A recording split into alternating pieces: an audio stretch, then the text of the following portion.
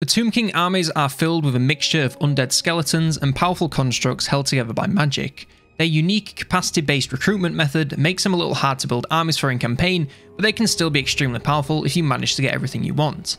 For this video, we're going to assume you're managing capacity well and can make the exact comps no matter the contents. First, let's go over the pros and cons of the roster overall. First of all, the pros, they have lots of powerful constructs to carry you, especially in the late game. They have strong mobile units like chariots that can be excellent if you manage the micro, and they have a limited artillery roster, but both are extremely powerful and can blow enemies up across the map. As for the cons, in the early game, you'll be stuck with various flavors of weak skeletons, so may struggle. They're really limited when dealing with flyers, so can be easily outmaneuvered from the air, and finally their capacity-based recruitment makes building army comps difficult, as you may not be able to make the same strong army every single time. They also have a specific mechanic that activates in battles, the Realm of Souls. All Tomb King factions have access to this. In battle, whenever one of your unit's entities dies, a bar at the top of the screen begins to fill up. Upon reaching each tier, non-constructs will get a burst of healing. When the bar is totally filled, you can summon a unit of Ushabti warriors that will degrade over time anywhere on the battlefield to assist you in combat. And also, the Tomb Kings are another faction that does not break when leadership is low, and will instead crumble and eventually disintegrate. So your units may not run from combat, but if they aren't winning, they can quickly fall apart and be wiped out completely. Now onto the units. First up we have the Lords, and first we have Cetra, the Imperishable. He's a spellcaster, is armoured, and deals armour-piercing anti-large damage, and he has access to the Law of Nehekara. Cetra is a great battler, alongside his Law of Magic. Get him into the front lines versus basically anything, and he'll do great work. He'll also do great versus other characters with the high damage and armour. Keep him fighting and casting and you'll get great value. Just be careful of letting him get totally surrounded by high armor piercing damage, as it's the only thing that can really take him down. He also has access to 3 mounts. The Skeletal Steed, which gives him more speed and charge bonus, so makes him better for charging around and casting spells wherever needed on the battlefield. The Kemrian War Sphinx, which gives him improvements to every stat but melee and speed. This makes him into a giant construct that can deal huge area damage at the cost of being a giant target for ranged. And the Chariot of the Gods. This makes him a little smaller and gives him a ton of speed and charge bonus. This makes him an excellent charging lord, so if he can handle the micro, he can do a lot of work. If not, I'd stick with the War Sphinx. Next we have Grand Hierophant Ketep, and he is a pure spellcaster with Law of Nehekara. He wants to sit at the back and cast to support his army and avoid combat at pretty much all costs. The only thing he should fight are low armor and damage, where the risk is non-existent to himself. He also has 3 mounts. Skeletal Steed, Skeleton Chariot, which loses some speed from the steed, but gains a ton of charge bonus. This makes him a great charging lord, but terrible in sustained combat, so it's great if he can handle the micro. And finally the Casket of Souls, which changes him into a slow-moving artillery piece capable of blowing enemies up from half the map away. Next we have High Queen Kalida. She's a duelist and has poison attacks. Kalida is a bit of a weird lord since she has no spells, but also doesn't have a ton of armor-piercing damage or armor of her own. Your best bet is to get her fighting anything with mid or lower armor, as her base damage and poison are okay. Take on front lines or characters that fit this description. Just don't let her get in too deep with decent damage, otherwise her lack of armor will make her go down fast. She also has access to a couple of mounts. The Skeleton Chariot, and the Necro Serpents, which cause her to become a relatively fast-moving monster with high melee stats and weapon strength. She's a great frontlines battler with area attacks, so just be careful of the large hitbox becoming a problem, and you should be fine. Our final legendary lord is Arkan the Black. He's an armoured spellcaster with access to the Law of Death. Arkan is fairly tough, but his weapon strength isn't the best and lacks quite a bit of armor piercing, so he isn't the greatest of the frontlines lords. He'll do fine versus low armor targets, but anything tougher, and he'll start to struggle. He has his Law of Death to support his army outside of direct battling, so get him into the middle of the battlefield fighting to keep that spell support available wherever needed. He also has access to 2 mounts, the Skeletal Steed and the Skeleton Chariot. Our one and only generic lord is the Tomb King. They are armoured and shielded, deal anti-infantry damage and are melee experts. These are fairly similar to Kalida, but with slightly worse speed, attack, charge bonus and HP, but more armor. However, they can be used more or less the same. Use them versus less armored enemies to ensure their damage gets through, keep them as central as you can in your army to keep it encouraged, but aside from that, there's nothing to it. Just don't let them get surrounded by high armor piercing damage, and they should be fine. They also have access to 3 mounts, the Skeletal Steed, the Skeleton Chariot, and the Kemrian War Sphinx. Now comes to the heroes. First we have the Necrotex, and these deal anti-infantry damage.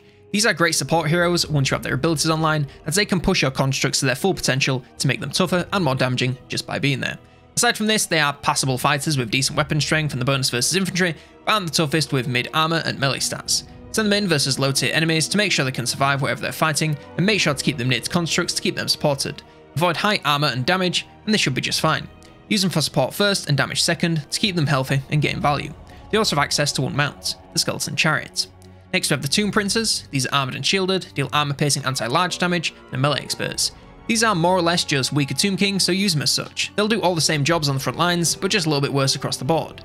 Keep them in the front lines versus weaker troops, and away from high damage to keep them hitting hard enough and alive. They also have access to 2 mounts, the Skeletal Steed and the Skeleton Chariot. And finally we have the Lich Priests. These are pretty much pure spellcasters, and can come with a Law of Light, Nehekara, Death, or Shadows. These are pure spellcasters with no real combat ability outside of casting. Keep them safe in the back lines to support your arm with casts wherever needed, and then keep them out of combat at all costs, as they will die in moments against anything even slightly competent in combat. They also come with one mount, the Skeletal Steed. Now we come to the melee infantry. First up we have the Skeleton Warriors. These are a tier 1 unit, and are a shielded meat shield. These are an early game chaff unit, so want to keep enemies still and rely on allies to do all the damage. Their weapon strength is okay, but their melee stats are pitiful. With their silver shields and fairly large HP pool, they're relatively tanky versus low tier troops. Use them to hold back and blob up enemies for other troops to come in and take them out. We also have the Skeleton Spearmen. These are another tier 1 unit, and are shielded meat shields, but now come with anti-large damage. These swap attack, weapon strength and charge bonus for more leadership and defense over the Skeleton Warriors. This makes them into more of a line holder, so do the job they need to, just a little bit better.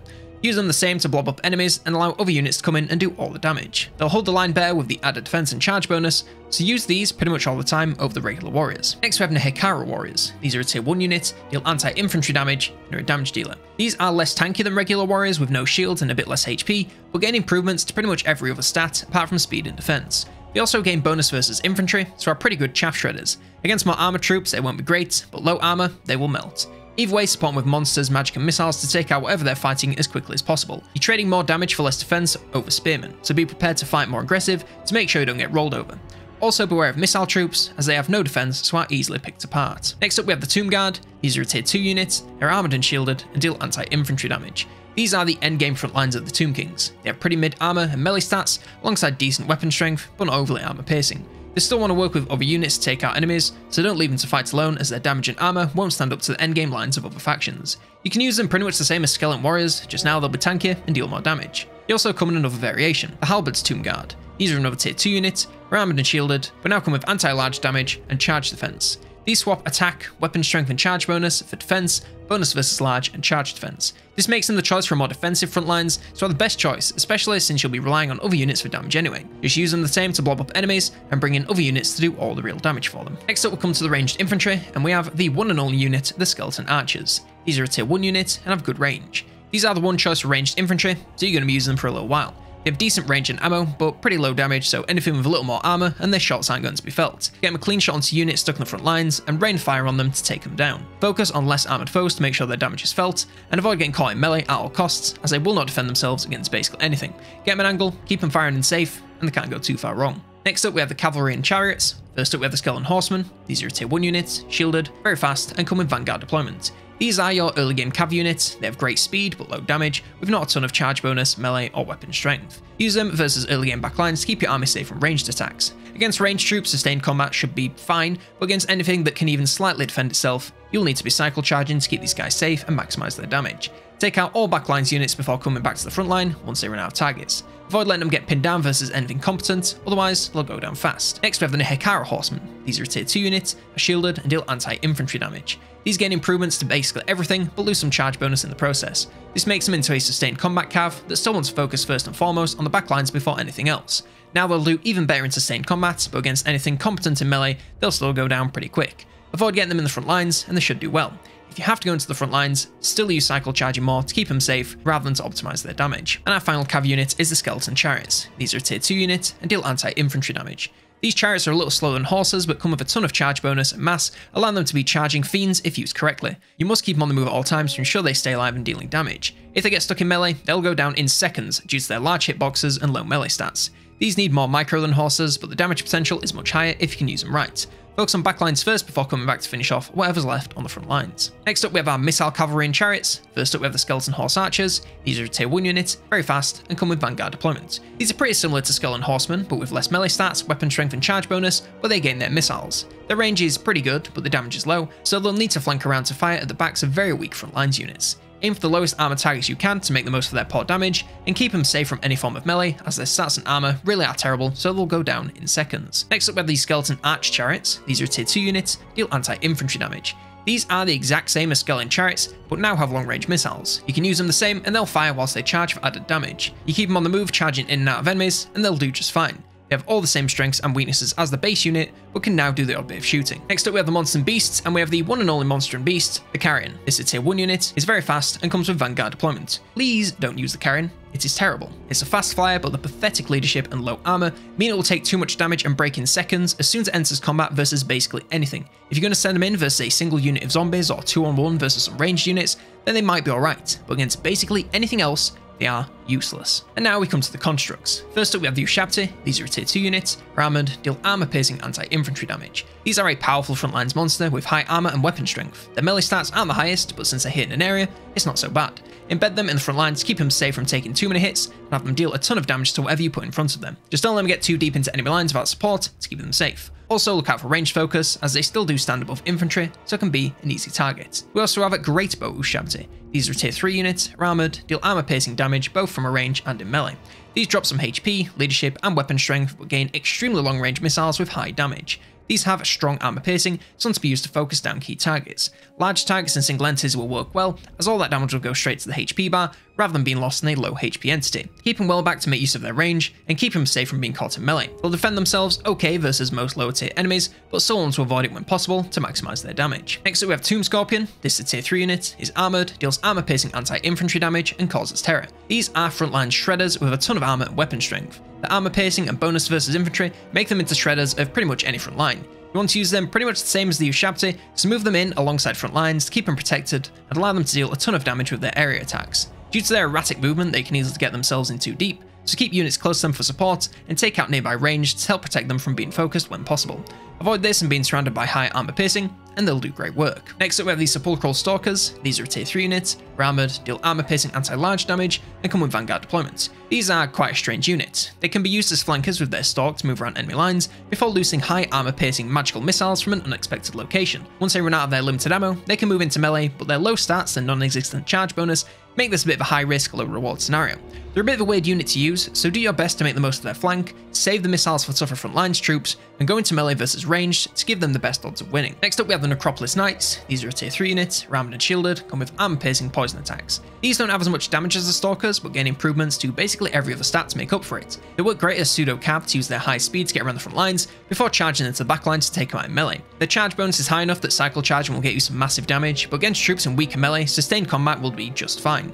Cycle charge them into the front lines once the backs are dismantled, and you'll get great value. Just avoid letting them get pinned down in melee or focus with ranged, and they should do fine. They also come in another variation, the Halberds Necropolis Knights. These are tier 3 units, armoured, deal armor piercing anti-large damage, and still have the poison attacks. These drop shields, some melee stats, weapon strength and charge bonus, all to get an anti-large bonus. In my opinion, there's not a lot of reason to use them, since the overall damage even versus large isn't going to be too different due to the other stat differences, but if you do take them, send them in versus any large targets enemies bring to ensure they're doing as much damage as they can, otherwise use them pretty much the same. Next up we have the Bone Giants. These are tier 3 units, are armoured, deal armor piercing missile damage, and can cause terror. These giant lads' main power is their insane missile strength, from a massive range. Their huge arrows deal incredible damage to anything they hit, and anything standing close to the target. They do have slightly explosive missiles, so aiming at clusters of enemies can work, but most of the time focusing on a key single target in the middle of other troops is the way to go for maximum damage output. Keep them safe from being caught in melee. Even with their massive weapon strength, their melee stats aren't great, so they can quickly fall versus anything that catches them out. Keep them safe at the back and firing until they're out of ammo, and then send them in versus big clumps of low damage troops to make the most of them. Next we have the Khemrian War Sphinx. This is a tier 3 unit. It's armoured, deals armor piercing anti-infantry damage, and causes terror. These are frontlines beasts, so want to get straight into combat pretty much as quickly as possible. Keep them nearby to other troops to keep them safe. They are another that will move straight into enemies when attacking, so just do your best to move into the gap they make to keep it safe. While in melee, it will deal massive damage in area attacks alongside constant low damage range shots whenever close to enemies. The only thing it needs to worry about are getting surrounded by high armor piercing damage, melee, or being focused from a range since it has a massive hitbox. Take out ranged troops as soon as possible to move this guy into safety, and keep it spotted in melee, and it should be just fine and rack up a ton of kills and damage. Next up we have the Hero Titan. These are tier 3 units, are spellcasters that can use Spirit Leech and Shem's Burning Gaze, are armoured, deals armor piercing damage, and causes terror. These are strange constructs capable of casting spells as well as powerful frontlines combat. Use their spells to focus key targets and move them into the front lines as soon as they safely can. They'll be super tanky with the high armor and defense, and deal a ton of damage with the weapon strength, attack stats, and imbuements. Pretty much anything will feel their damage, so just don't be too picky and go for whatever's the toughest. Just be careful of high armor piercing and anti-large damage troops, as well as ranged focus, as they are truly massive targets. And our final construct is the Necro Sphinx. These are a tier 3 unit, are armoured, and deal armor piercing anti-large damage, as well as causing terror. These are the anti-large construct with massive weapon strength and bonus versus large with respectable melee stats. Use them to focus down large targets like cav, monsters and other single entities to make the most of their damage. For the usual kills of large troops, and they should be just fine. Not much else to say, they're pretty much just a Khemerian War Sphinx, but do better versus large, so send them versus large, and if there isn't anything, send them versus whatever, they'll do great. And finally we come to the Artillery and War Machines. First up are these Screaming Skull Catapults. These are a tier 2 unit, have armor-piercing missiles and anti-infantry damage. These deal excellent damage from massive range and can take out clumps in just a few volleys, no matter how elite they are. Their armor-piercing, magical and leadership sapping shots will crumble most troops you aim them at, so keep them at the back and firing for as long as you can. They do fire in an arc, so should fire over your unit's heads pretty easily, just be more careful once your lines meet to avoid them being unable to fire or committing friendly fire. Keep them safe from being caught in melee at all costs, as they will not survive, and will lose a ton of value if they die with any ammo left. And our final unit is the Casket of Souls. This is a tier 3 unit, is armoured, has armour-piercing light of death missiles, which basically means they're not the most accurate, but they will do a lot of damage to whatever they hit, as well as the Covenant of Power ability. These are single entities but gain improvements to every stat over the Screaming Skulls, especially the missile strength, which is now insanely high. They may not be the most precise to fire, but will deal insane damage wherever you aim, and can wipe out units in single volleys with huge armor piercing and magical damage. They can be used pretty much the same as the Screaming Skulls, so sit them at the back and rain death onto enemies. They have an even steeper firing arc, so can easily fire over units' heads. Just be careful of them friendly firing, as this much damage will slaughter wherever it touches. Still avoid melee at all costs. If this thing isn't firing, you're missing out on thousands of damage, so keep them safe and shooting. Now come to the Regiments of Renown. I'll call out each unit, what it's unit of, and the differences between it and the base unit. King Nekesh's Scorpion Legion are a skeleton spearman unit and gain more armor and melee defense, as well as poison attacks. The Kepra Guard are a Tomb Guard unit and gain armor and charge bonus, as well as magical attacks. The Blessed Legion of Fakth are a skeleton archers unit and gain armor and range, as well as armor sundering missiles. The Chosen of the Gods are Ushabti Greatbows and gain armor sundering explosive missiles, but lose overall missile strength. Eyes of the Desert are Sepulchral Stalkers and gain poison, missiles, and missile resist. And finally, the Sphinx of Yuskif is a Necrosphinx and gains HP, melee attack, and flaming magical attacks. The Tomb Kings also have access to Legions of Legend, which are unlocked via the Mortuary Cult, which are essentially Regiments of Renown, just unlocked a different way.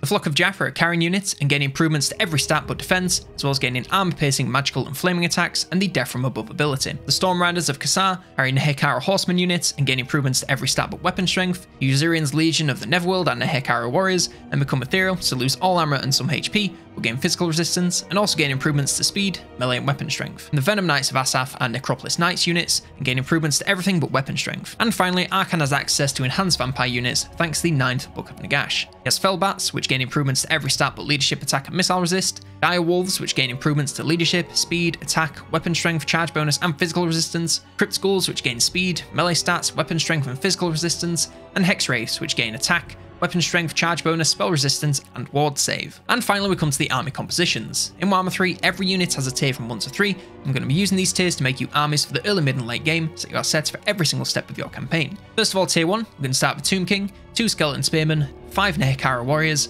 7 Skeleton Archers, 3 Skeleton Horsemen, and 2 Skeleton Horse Archers. We have no Lord choice, so Tomb King it is. Early on they'll do fine versus weak, less armoured troops, so keep them in the front lines to support your troops, focus on the biggest threats they can handle. The front lines have defensive spearmen to protect the flanks, and the Nehekara warriors to deal some damage to less armoured melee infantry. The archers will soften up enemies on the approach, and move to support the front lines once everything clashes. Horsemen will move around to take on ranged troops before charging into the back lines, or the front lines for even more value, and the horse archers will sit on skirmish and chip away from the back lines to further soften up foes. At tier 2, still got that Tomb King, now have a Necrotect and a Lich Priest of Shadows. The front lines are upgraded to 6 Halberd Tomb Guard. We've got 4 Ushabti, 4 Nehekara Horsemen, and 3 Screaming Skull Catapults. The Tomb King should now be on a mount and be a little bit more cautious about what combat they get into to keep them alive to the late game. The Necrotect is going to work as close to constructs as possible to keep them buffed once they unlock their abilities. And the Priest is going to be using any spells they can to bring magical value, finally, to this combat. The Halberd Tomb Guard are going to be the endgame front lines and are tough and damaging, so will do decently well versus most things they come up against. The Ushabti will support them with extra damage wherever needed. The Nehekara Horsemen will be flanking to take out ranged and sustained combat, and the Catapults will be kept safe at the back to fire on enemy clumps throughout the battle. And finally we have tier 3, got our Tomb King, Necrotect, and Lich Priest of Shadows. Still got the 6 Halberd Tomb Guard. Now for our frontlines monsters, we've got 2 Khemerian War Sphinxes, 2 Necro Sphinx, and a single Hero Titan. We've also got 2 Ushabti Greatbow for ranged, 2 Casket of Souls, and 2 Necropolis Knights. The Tomb King should be on their final mount, so be a beast in frontlines combat, and be back to getting involved wherever needed to get value and keep nearby units encouraged. For the Necrotect, you can put them on the chariot if you feel comfortable using it, but if not, leave them on foot and keep them close to constructs to use their abilities and find any light combat they can get involved in without too much risk to themselves. The Priest will be casting to support the army wherever needed on the new Speedy Steed and still avoid combat at all costs. The War Sphinx, Necro Sphinx, and Hero Titan are all going to get involved in the front lines, with the Necro Sphinx focusing on anything large that enemy brings. Great Bows will focus fire on any single targets with their armor piercing to burst them down, and the Casket of Souls will instead spread the love to as many blobs as possible for massive area damage. And finally, the Necropolis Knights will cycle charge the back and then front lines to keep your troops safe from ranged and supported. And that's everything you need to know to play the Tomb Kings in battle. We've got the High Elves campaign guide coming next, so subscribe if you want to see that. We're hoping to hit 50k by the end of the year, so I would appreciate the assistance. If you enjoyed this video and or found it useful, then consider dropping it a like. If you really enjoy the content and want to support directly, then consider becoming a member on YouTube or Patreon on Patreon. Doing so gets you early insights into future content, increased voting power, discounts on merch, as well as shoutouts at the end of videos like Henry took of his support at the officers tier. Thank you to all supporters, one last thank you for watching, and for now, I've been COLONELDAMNEDERS, and I will see you next turn.